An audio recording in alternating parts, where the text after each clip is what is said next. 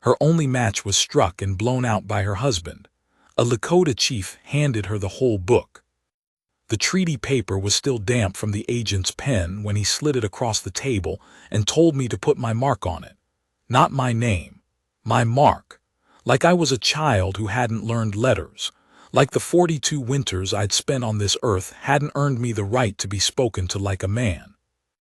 I put my name on it. Full.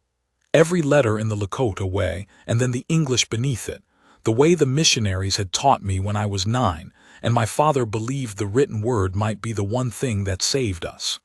The agent, Farley his name was, a man with a neck like a plucked rooster, and a handshake he clearly practiced the authority of, stared at the paper a long time after. Then he looked at me like he wasn't sure what to do with what he was seeing, which was fine. I didn't need him to know what to do with it. I just needed my name on that paper in a hand he couldn't misread. I stood up and I left. That was the first morning I saw her. She was standing outside the agency building in the flat winter light, a carpetbag at her feet that looked heavier than she was, and she had the look of a woman who'd been moving a long time without stopping. Not tired, exactly. More like she'd made a decision somewhere behind her, and she hadn't let herself look back at it. Her coat was good wool once. The left cuff had been turned and resewn so many times the stitching showed 4 different threads. Her boots were cracked at the toe, and the cold was working through them. I could see it in the way she stood. She wasn't watching me. She was watching the agency door with the same particular attention you give something you're not sure you can walk back out of. I walked past her. I had horses to get back to. I had a people whose winter stores were short by a third because the hunting grounds the treaty had promised us last season were, by some miracle of government arithmetic, now inside the boundary of the Callaway grazing lease. That was the real reason I'd been in that room with Farley and his damp pen, not to agree to anything new. To make plain that I remembered what had already been agreed to, and that my memory was better than his ledger, and we both knew it. I got maybe 30 feet past her when I heard a voice inside the agency go up loud and ugly. A man's voice. The kind that doesn't bother to lower itself because it's never had to. And then the door opened, and a man came out and stood on the step and said something to her back that I won't repeat. The kind of thing that is meant to reduce a person in a public place, to make them smaller so the man saying it can feel larger. She picked up the carpetbag. She didn't answer him. She walked away in the opposite direction from where I was standing, and the set of her shoulders was the straightest thing I'd seen all morning. She walked like a woman who had been hearing things like that for a long time and had decided some while back that she wasn't going to let it reach her face. I went to my horses. But I thought about those shoulders for the whole ride home. That particular kind of dignity, the kind that isn't performing anything, just holding something real in private clothes. I had seen it before, in people who had learned to carry more than a fair share without letting it show. My father had had it. My wife Chapa had had it. I respected it more than almost any other quality a person can have, because it costs something, and most people don't want to pay. My name is Lakota. In my language it means friend to everyone, which my father thought was funny, because I was a serious child who kept my own company and could go 3 days on the trail without feeling the need to say a word. He named me that as a kind of joke and a kind of hope at the same time. He was a man who held 2 things at once without either one canceling the other. I got that from him. It's probably the most useful thing he gave me, more useful than the rifle and more useful than the land knowledge, and more useful even than the reading, though the reading has saved us in ways I didn't anticipate when I first sat in that schoolroom. I was chief of the Crane Band by the time I was 31, not because I was the strongest fighter. I wasn't. Not after the bullet I took at the Yellowstone in my 27th year that stayed in my shoulder and makes itself known every winter, but because I was the one who could hold the 2 things, the old way and the new pressure of it, what we had and what we were being asked to give, what the papers said and what the men who wrote them actually intended. I didn't always find the balance, but I was the one who kept looking for it, and the people decided that mattered more than the man who'd fight well and think later. By the winter I'm talking about, I had been a widower for 4 years. My wife, Chapa, Beaver in English, which was only a partial translation. She built things and she was patient about it, but she also had teeth when she needed them, had died of the fever that moved through the camps the year the government rations came in spoiled and half the band took sick. She was one of 11 we lost that winter.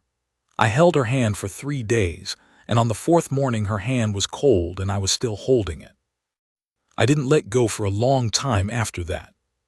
The grief had changed shape over 4 years. First it was a thing that lived in the chest like an ember you can't put out. Then it went quieter.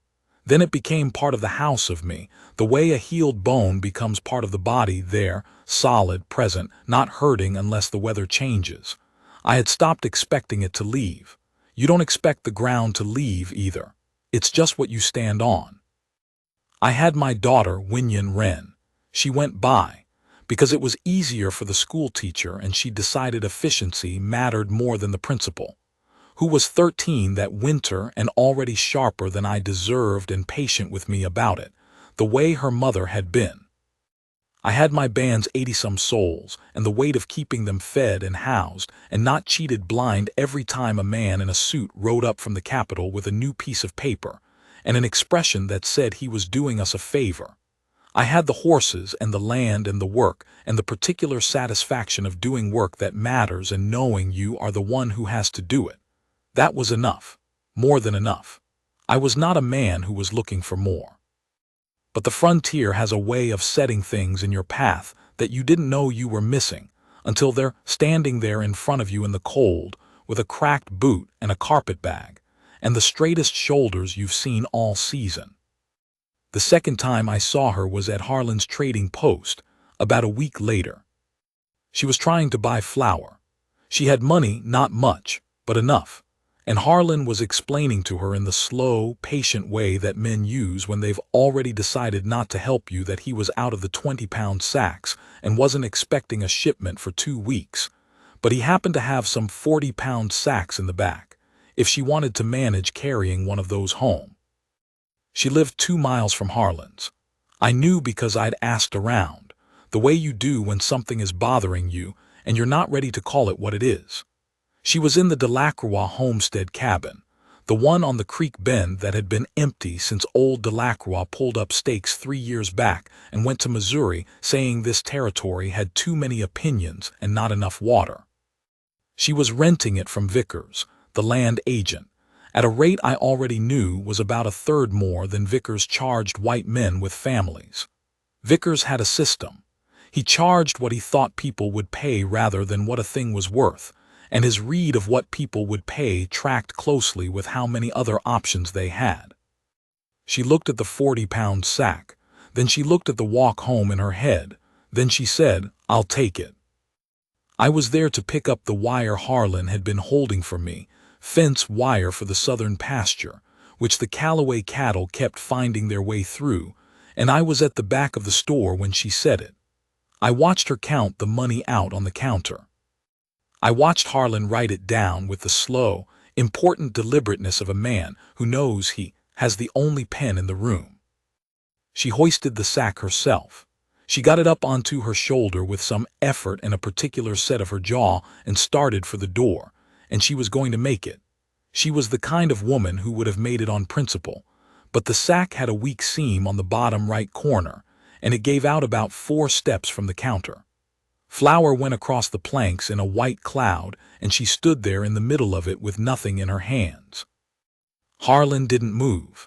He looked at the flour and at her, and then he went back to his ledger, which told you everything you needed to know about Harlan. I walked to the back room, found the spare sacking he kept under the bottom shelf, came back and crouched down next to the flour on the floor. I said, "I'll help you bag what's still on the floor." She looked at me. She had gray eyes, the particular gray of rain coming off a slate roof, and she didn't flinch and she didn't look grateful in the way that costs something, that indebted, uncertain look that women get in situations like this when they're not sure what the help is going to ask for. She just looked at me straight and said, "I'd appreciate that." We got most of it, maybe 18, 19 pounds. I tied the sack off and then I picked it up and said, I have a wagon outside, the Creek Bend cabin. She was quiet for a second. You know where I live. I know most things that happen on land I've been riding for 20 years. She thought about that, not suspicious, measuring. There's a difference. Then she picked up the carpetbag from the counter where she'd set it. She carried it everywhere, I'd come to notice, always near her hand, like she wasn't sure the place she'd left it would be there when she came back, and she said, "Thank you." We didn't talk much on the ride over. The cold was the kind that comes down off the hills and settles into the valley like it's planning to stay through spring, and the horses moved steady through it. She sat beside me on the bench without any of the sideways discomfort that white women sometimes show in those situations. The careful inches they maintain, the way they manage their attention very deliberately away from you. She just sat and watched the land go by like she was taking inventory of it, and I thought again about those straight shoulders and that measuring look. After a while she said, "You speak English well." "I speak Lakota better." "I don't doubt it." A pause, the wagon creak, the horse's breath in the cold air. "What's your name?" I said. She paused, just half a breath, like the question had a weight she was deciding whether to pick up. "Clara Marsh." "The Marsh was your husband's?" She looked at me. "Yes." "And before?" She looked back at the land. A long, flat stretch of it, brown grass under the snow's edge. "Voss, Clara Voss. I haven't said that name in 11 years. I drove the wagon. The horses knew the road. The hills came down slow on the right side, and the creek was a thin gray line off to the left, still running under a skim of ice at the edges. I thought about a name you hadn't said in 11 years. What it costs to keep something that long in a box. I found out the rest of her story in pieces, the way you find out anything real about a person, not in one sitting, not laid out clean, but a word here and a silence there. And the things she said about certain subjects and the way she very specifically didn't say other things. And those absences, those careful silences, told you as much as the words. Marsh had been a cattle buyer out of Dodge City, which meant he was on a circuit through the territory, and she had been alone in their house in Hayes more than she'd been with him. When he was there, he drank and he decided things, and he made sure she knew, in the systematic and practiced way that certain men have mastered, that every pot on her stove and every board under her feet was his, had always been his, and that she was there at his pleasure and not her own. He hadn't hit her often. He hadn't needed to. There are men who have figured out that you can keep a woman much smaller with words. With the particular word at the particular moment when she said something she didn't ask permission for, and with money held close, and with the way you look at her when other people are watching so she understands the performance. And Marsh had been one of those men, the careful kind, who understand leverage. He died in October. A horse he'd been sold as sound had thrown him 3 miles outside of Ellsworth, and he'd broken his neck on the frozen ground. Clara had gotten a letter about it before she'd gotten any condolences, and the letter was from his brother in Missouri, letting her know, in the formal and not unfriendly language of men who have done nothing wrong but aren't going to go out of their way either, that the property reverted to the family by the terms of the original deed, and she had 30 days to remove herself and her belongings. She'd come west because west was where there was still land cheap enough and work honest enough, and nobody who knew the name she'd been carrying for 11 years. She'd heard from a woman in Hayes that Vickers was renting the Delacroix cabin, and she'd taken it before she'd seen it, which she told me with the dry humor of a woman who had reassessed several of her decisions and was being fair about them. Because the Delacroix cabin had a chimney that drew sideways into the room instead of up, and a root cellar, that was more ambition than architecture. But it was hers, in the particular way that rented things can be yours. Nobody could letter her out of it in 30 days. Nobody's name was on it but hers and Vickers's, And she had said that last part with a quiet firmness that told me it was the thing she said to herself when the cold came in through the drafts, and the chimney smoked, and she needed reminding why she'd come. She was teaching herself to run a winter kitchen garden, with limited success because the soil near the creek bend was clay-heavy, and she hadn't known that when she'd put in the seeds in late fall. She sowed, and she sowed well. I'd seen the work on that turned cuff, and it was fine work even in repair, the kind that takes both skill and care and doesn't pretend to be something it's not. She was looking for more sewing work, and finding that the settlement had decided things about her before they knew her, which is its own kind of weather you can't change with an argument. You just have to ride it out until the people who decide things are ready to decide differently. I didn't go by the cabin looking for reasons, but I went by. My band's southern pasture put me in that direction twice a week, and I have never been a man who can see a chimney drawing sideways into a room and not think about the cold that's getting in from it. In November, I brought a Lakota boy named Chayton Hawk, who was 17 and strong and quiet and good at mortar work, and we fixed the chimney on a cold Tuesday morning while she stood inside and watched the draw improve in real time, the smoke going up the way it was supposed to instead of rolling back into the room, and she stood there with her arms folded and watched it like she wasn't entirely sure she trusted it yet. Then she said, "What do I owe you?" "Chayton needed the practice," I said. "His mother is going to want a new smoke hole fitted before spring, and this is good preparation." She looked at me steadily. "That's a kind lie." "It's also true."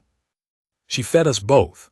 She'd made a stew from what she had, which was not much but well managed, a little dried sage she'd found near the creek, some salt pork she'd been rationing careful, 3 small potatoes cut to make them go further. It was good. I told her so.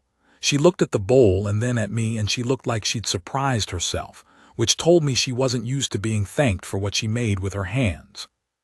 Chayton ate 2 bowls, and I gave him the look that means you say thank you and mean it, and he said thank you and meant it, and she smiled at him in the way that people smile when something has turned out better than they expected. On the ride back, I thought about that smile for longer than was strictly necessary. December came down hard. 3 storms in 2 weeks, piling up before the first was finished, leaving the drifts taller than a horse's shoulder along the creek bends and the low draws.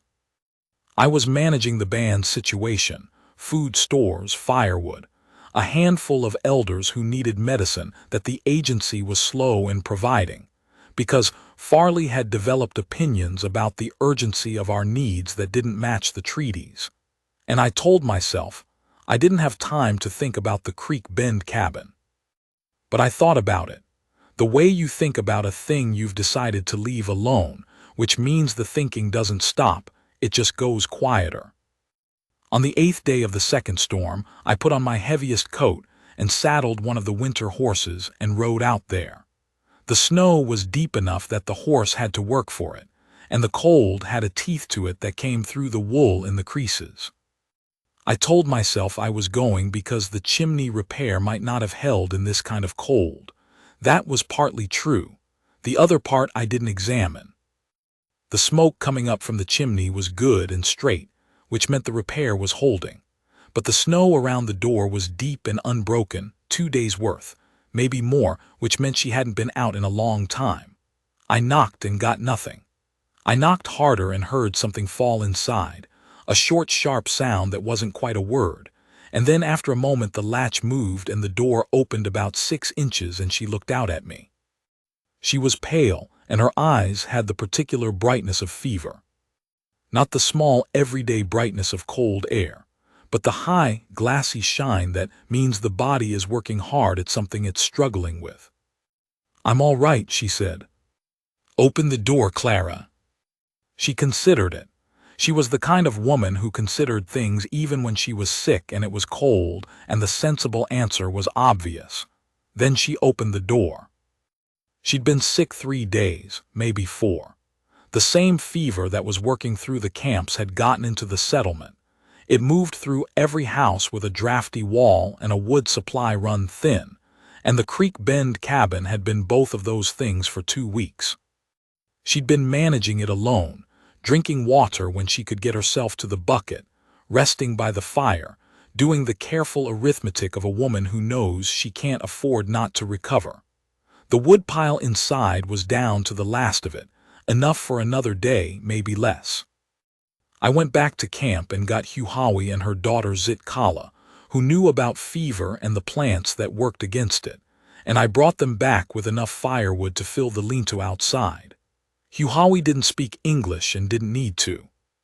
She made Clara drink a tea that smelled like pine resin and cold and something sharper underneath, and she put a compress on her forehead and told her in Lakota to lie still and stop trying to get up.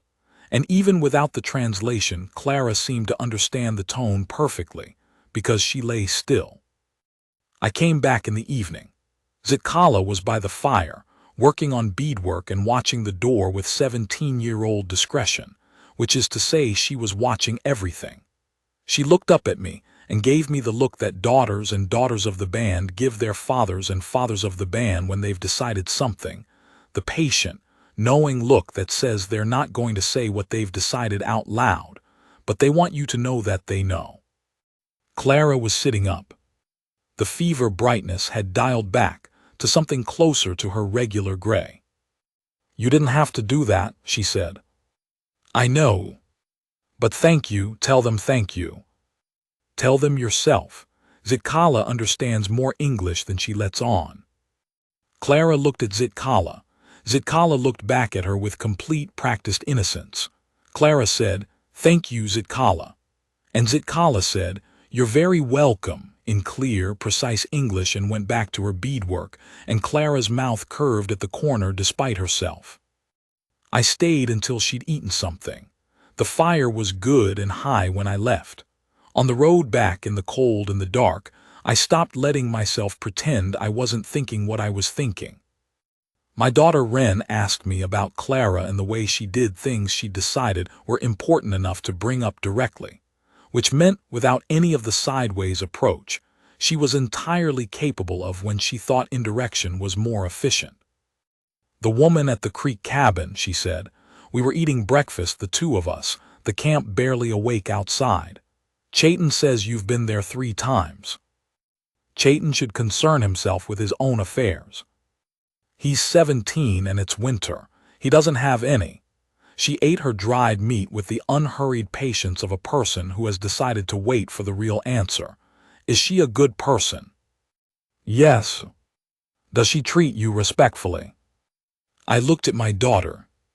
She looked back at me with her mother's patience and her mother's complete refusal to accept anything that wasn't the whole truth. "She treats me like a man," I said. "Not like a chief to be managed or a curiosity to be understood or a problem to be careful around.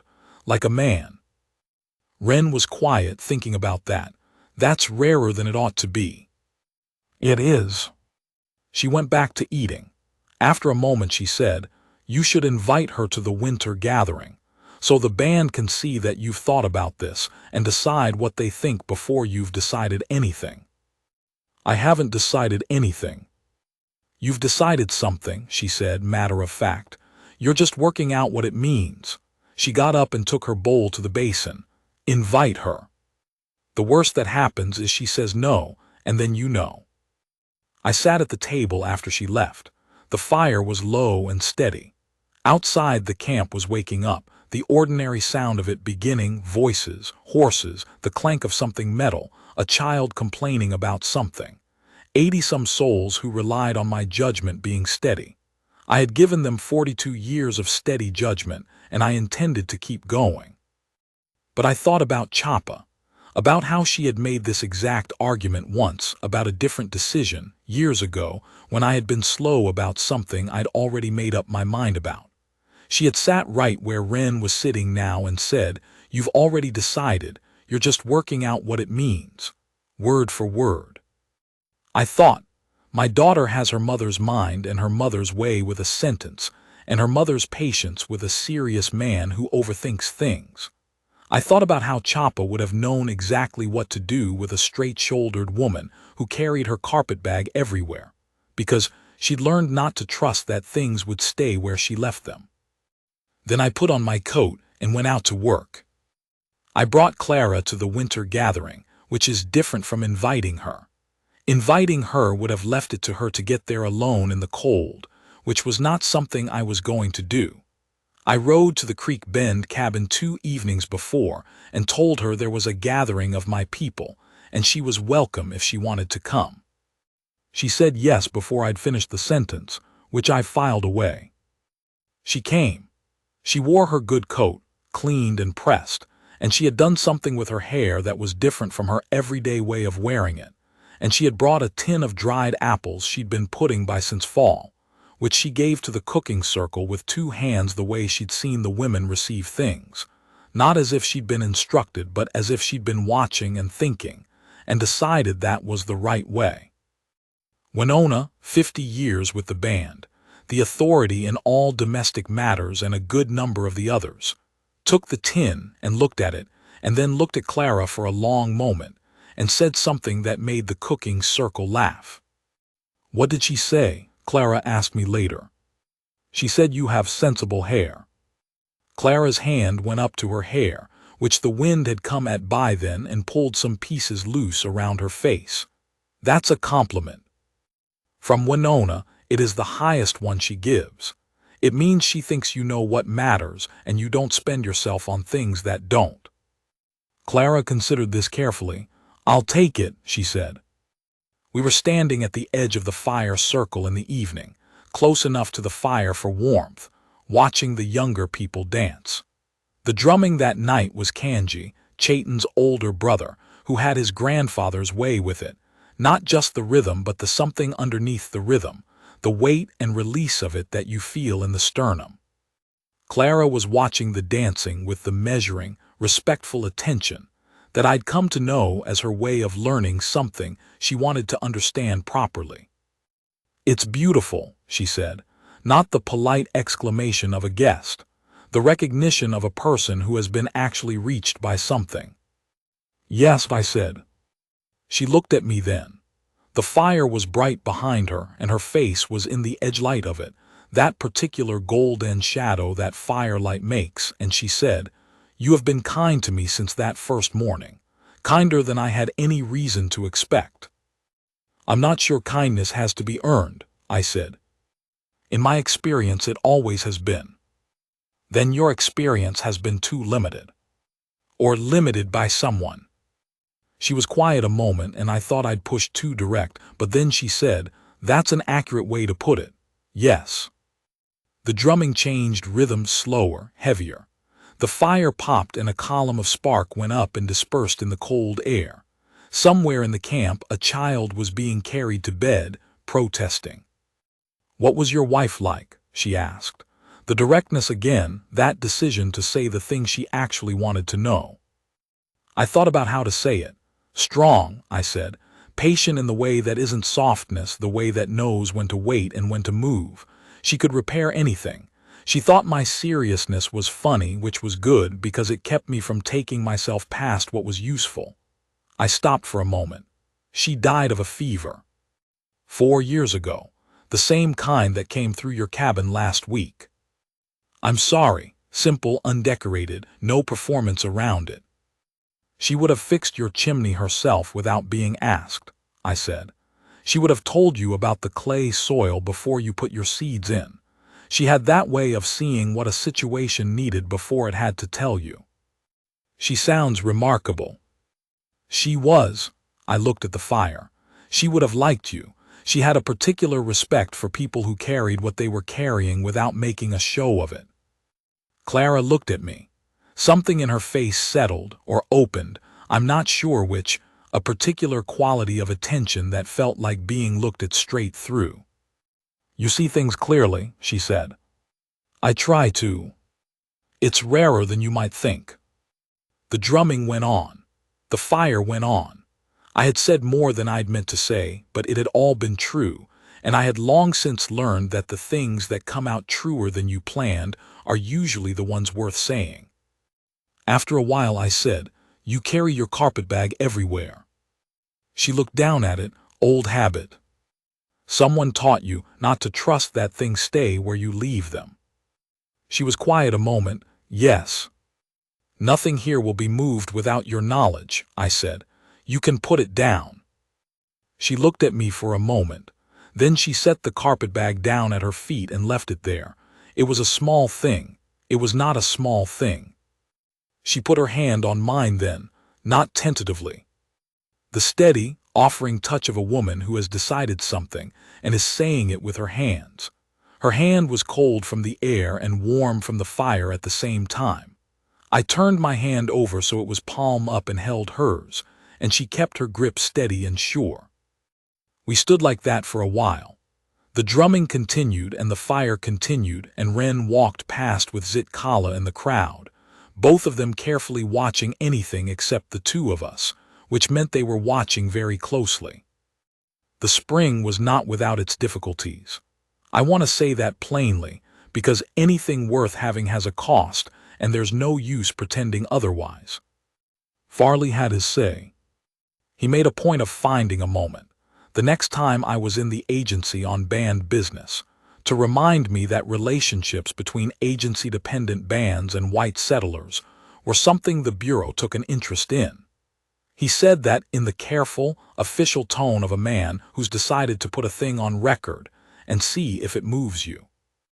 I looked at him for a long time without any expression in particular, and then I said that I didn't recall any clause in the treaty governing the marital decisions of Lakota chiefs, and that if he'd located such a clause he should show it to me directly so I could read it, and if he hadn't found one, he should consider whether what he was about to say was official Bureau business or Farley business, because I handled those two things differently. He had no second move. Men like Farley generally don't. Vickers attempted to raise Clara's rent by 1/3 in March. Clara did not pay the increase. Instead, she wrote a letter to the county land office in the clear, deliberate hand she'd been developing all winter. She had been practicing her writing most evenings, copying documents and letters and legal language into a notebook she kept on the table, because she had said she intended to know exactly what she was putting her name to from now on, and I thought, yes, exactly. And the letter documented the original rental agreement and noted that the county land office might find it informative to review the differential between Vickers's rental rates for single women and his rates for comparable properties with other tenants. She received no reply, but the rent remained at its original figure, and Vickers gave her a look the next time she came to pay that she told me about without any particular heat, just noting it the way you note weather. Calloway's widow had been making her opinions known around the settlement through the winter, the way that a certain kind of opinion travels, not stated directly, never anywhere you can address it, just present in the air.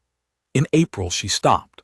I was not present for the conversation that changed this, but Winona mentioned to me one evening that she'd had occasion to speak with the widow Calloway at the dry goods store, and that it had been a useful conversation. She didn't tell me what was said. She just said the widow Calloway would have some thinking to do, and left it there. These were the difficulties. I am not dismissing them. They were real and they had weight.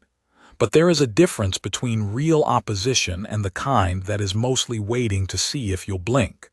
When you don't blink, it tends to look for somewhere else to apply itself. Clara and I married in May, when the land was fully turned, and the air had the particular clarity that only happens in the short window between the last of the cold and the first heavy heat of summer. We did it twice, because she wanted it in both traditions, and I thought she was right. First the Lakota way before the band, with Winona conducting, and the whole of the Crane band present, and Wren standing beside me with her mother's quiet satisfaction so clear on her face that it almost broke something open in me.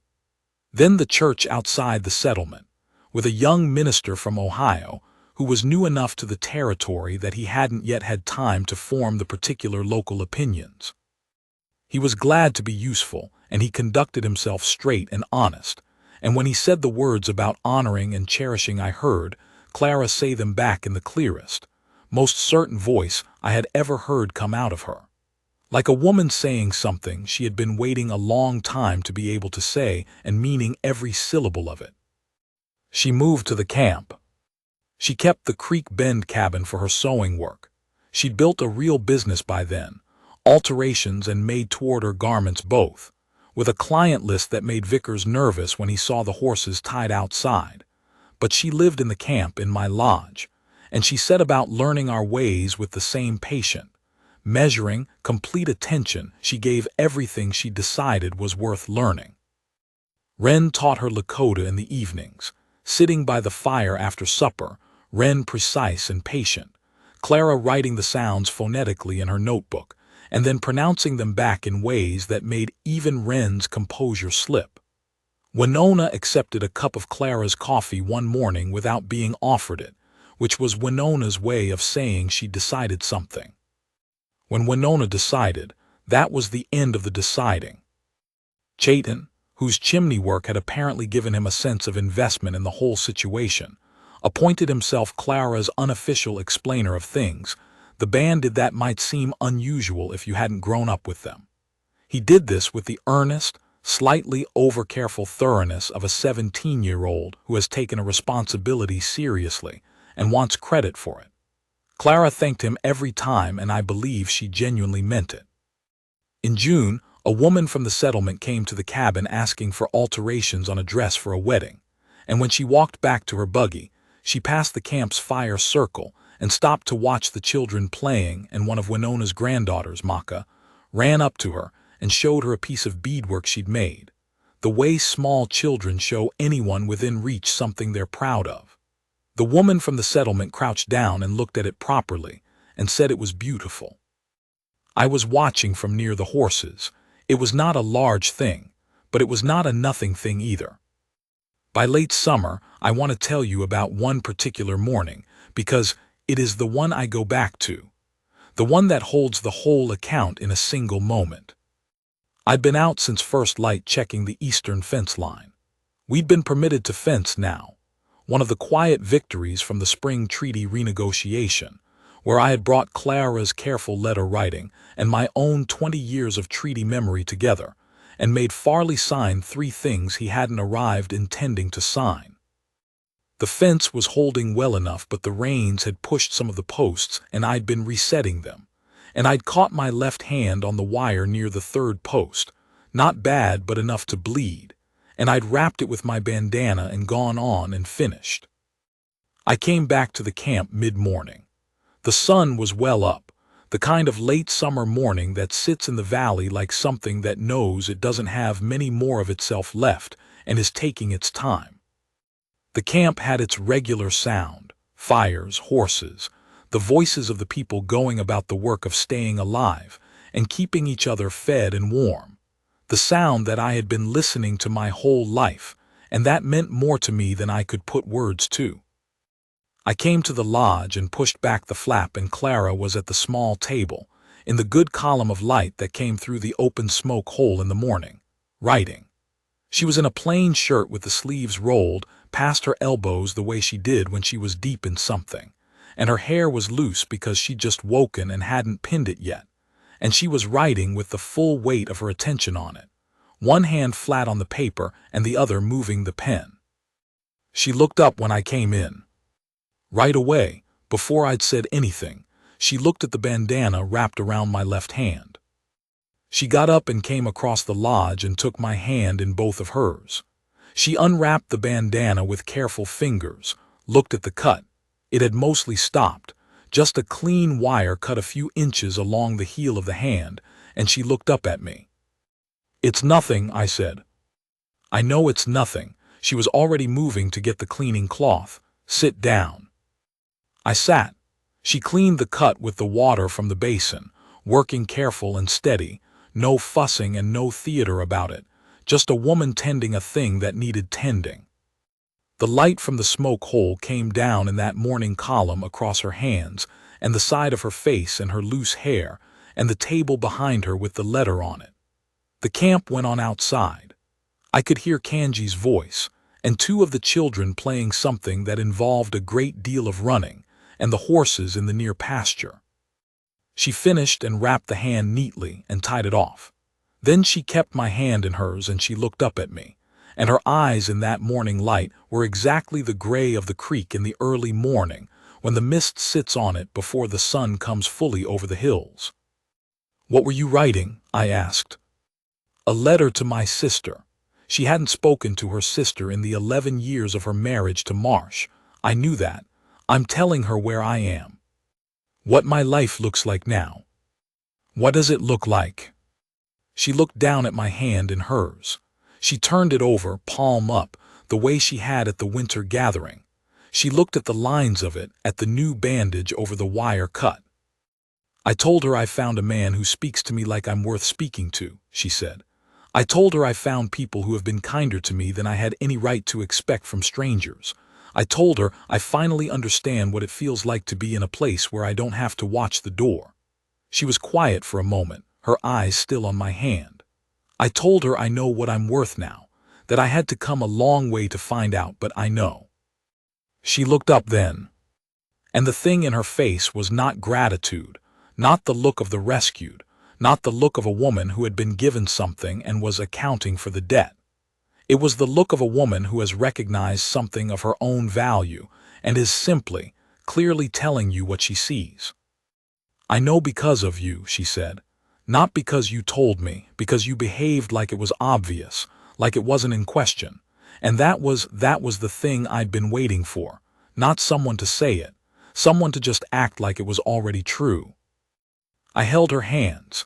The light held us both. Outside the camp went on, the children and the fires and the horses and the particular music of 80-some people living and working and going on. My people. And this woman with gray eyes and straight shoulders, who had put her carpetbag down and left it down. I thought about my father, who held two things at once without either canceling the other. I thought about Chapa, who had taught me that repair is not new, but it is sometimes stronger than new because it knows what it is made of and what it has survived. I thought about 42 winters and a bullet in the shoulder that would never come out, and Farley's pen and Vickers's ledger and every piece of paper I had ever had to read and sign and argue about, and all of it, the whole weight of it, sitting lighter in that morning than it had in years. Because a woman with the gray eyes of a creek in early morning was holding my hand in the light, and she had chosen this. Not under any pressure, not for any convenience. She had come to the Creek Bend cabin in the winter with her cracked boots and her carpetbag, not looking for me, and she had looked at me straight from the first, and she had decided, in the clear, deliberate way she decided everything, that I was worth knowing, that this was worth staying for.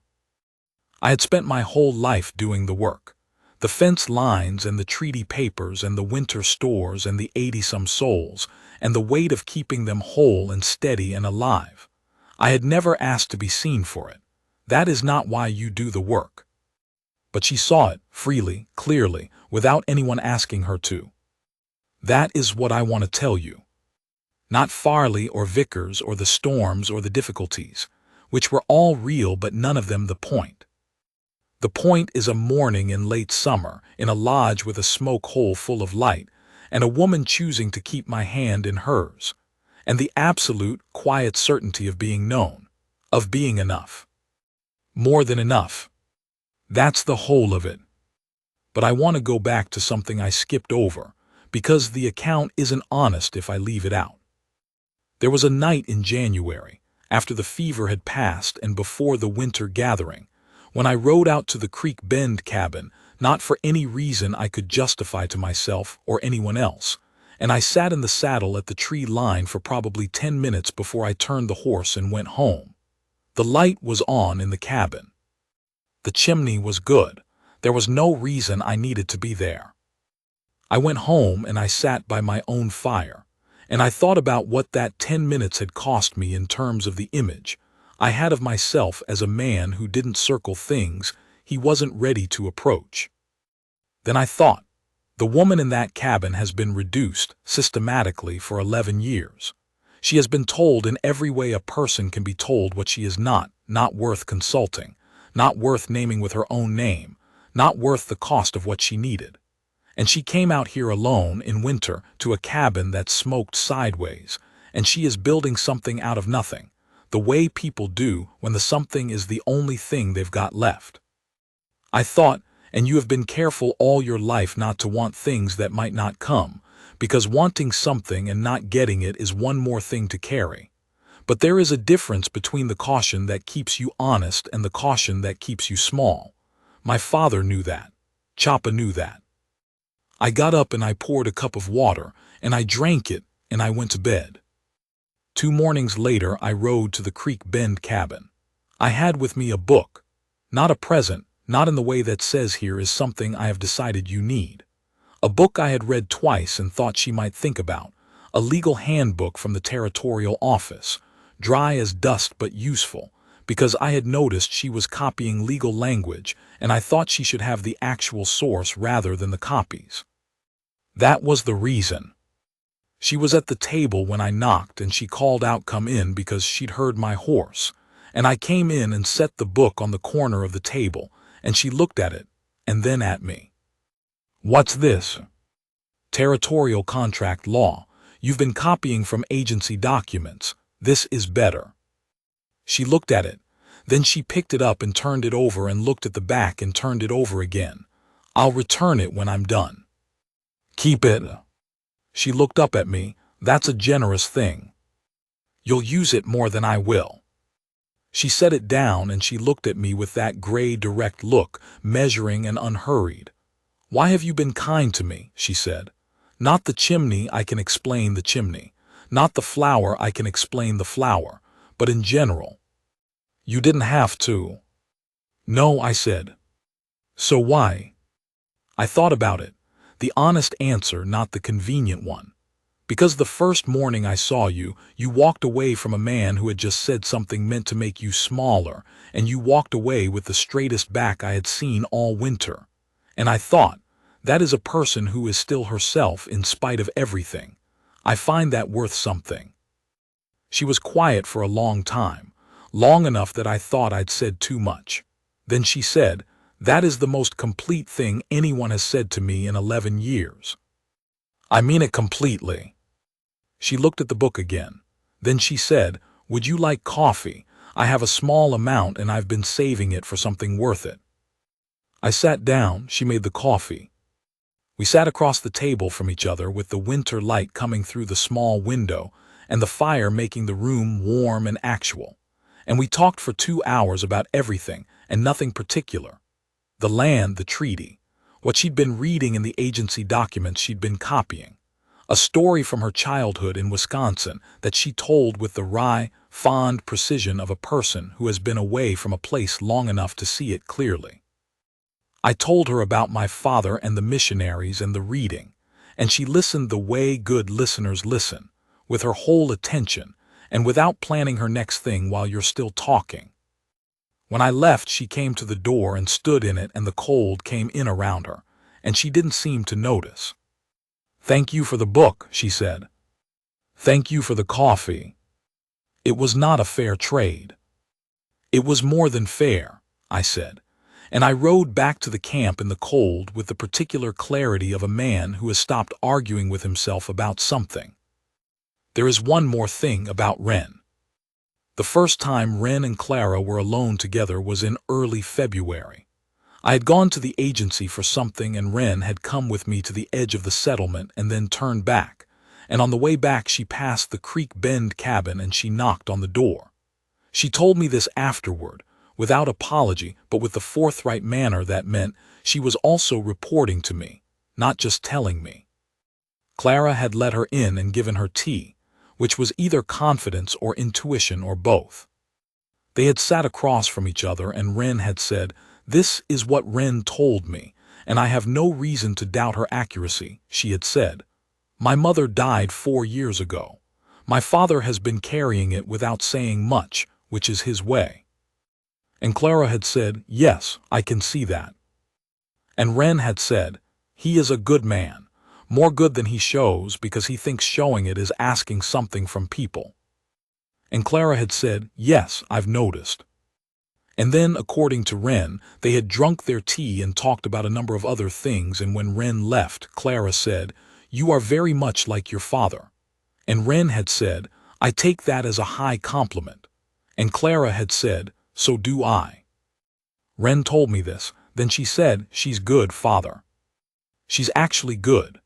Coming from Wren, who evaluated things slowly and carefully and was not generous with that word, that was the whole verdict. I nodded. She went back to what she was doing. I sat for a moment and I thought about my daughter, who had her mother's mind and her mother's patience, and was growing into a woman of real substance.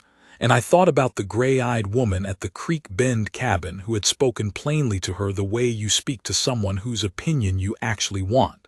And I thought, yes, these are the people I want around my fire.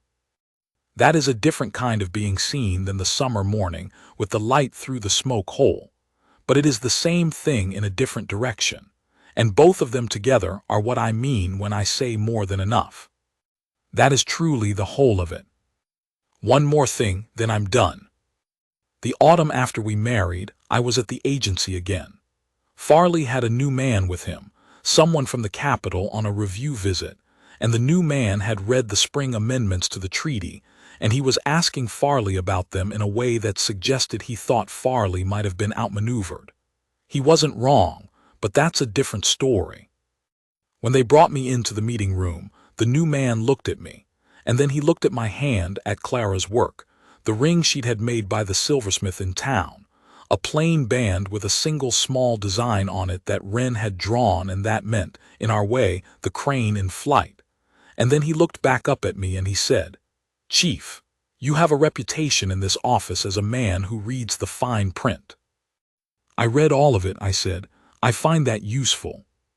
He nodded at me, not the nod of a man who's decided I'm a problem, the nod of a man who has reassessed something and is being honest about it.